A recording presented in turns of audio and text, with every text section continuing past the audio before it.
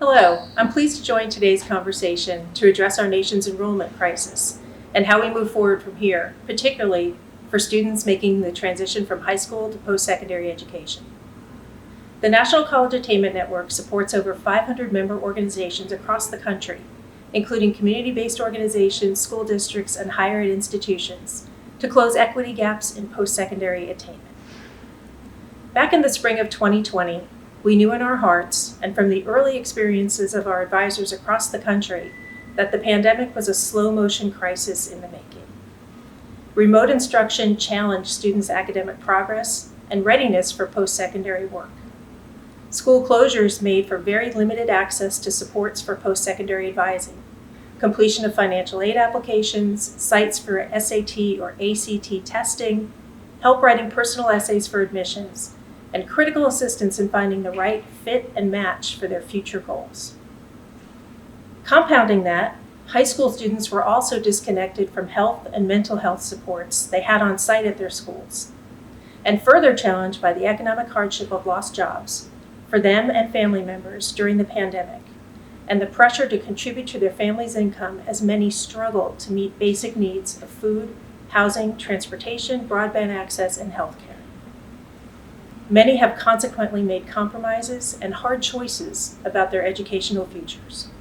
We know these exacerbated inequities hit hardest for our most vulnerable students of color, students from low-income backgrounds, and first-generation college students.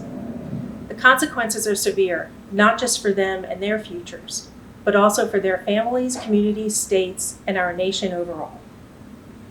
The data confirm the early warning signs we experienced: declines in FAFSA completion, declines in fee waiver applications, and declines in college applications were indeed the proverbial canaries in the coal mine of what was to come for enrollment for the high school classes of 2020 and 2021, and possibly 2022 if we fail to adequately respond to this crisis.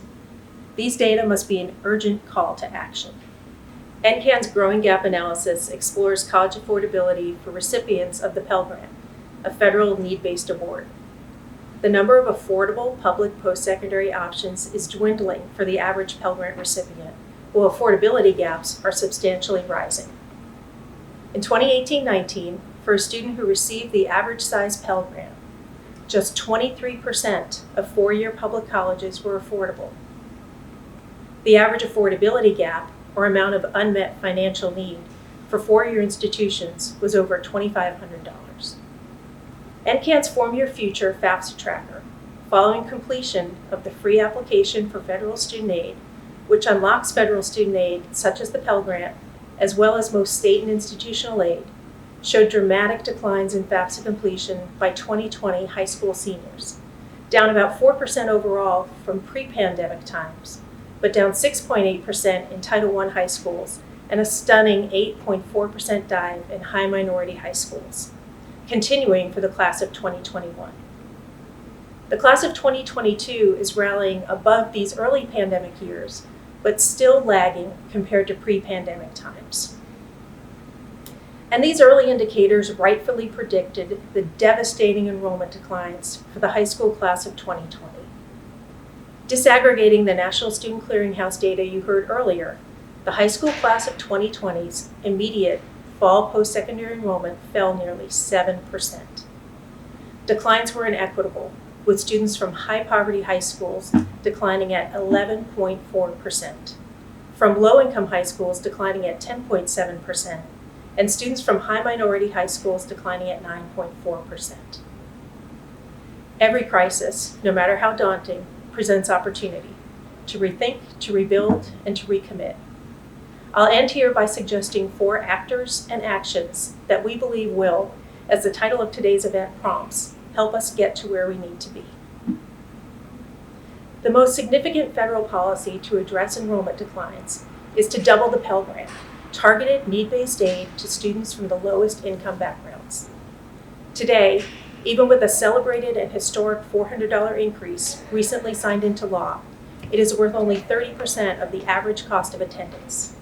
We urge Congress to act on the President's policy priority to double the Pell Grant. Doing so would make over 80% of 2- and 4-year public institutions affordable for the average Pell Grant recipient.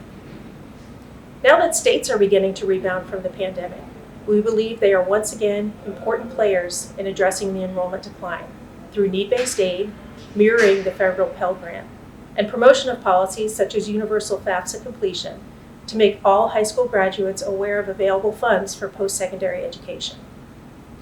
By adopting a universal FAFSA completion policy, making the financial aid form a requirement for graduation, and supporting students through the process, states can promote one of the most important indicators of post-secondary enrollment among their high school seniors.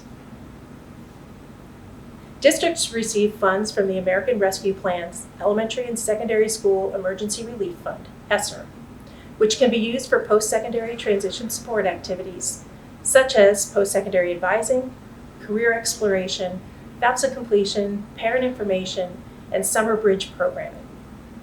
To rebuild for equity, we must leverage these funds to support brave superintendents and principals to redesign for success beyond high school graduation. We appreciate the growing number who use disaggregated data to look at who takes the steps to go to college, test-taking, FAFSA, and applications, and NSC data to know where their students enroll and later complete. Community-based organizations have been key partners to reverse the declines. NCAN member programs developed innovative practices to stay connected with students and families, from virtual financial aid nights to chatbots to even using drive-in movie theaters for FAFSA completion events. We applaud their creativity and those local individual and philanthropies who support that work. In conclusion, the numbers are daunting and the challenge is great, but leveraging federal, state, district, and community resources offers opportunities to reverse these trends and create new systems that support equitable outcomes for our students.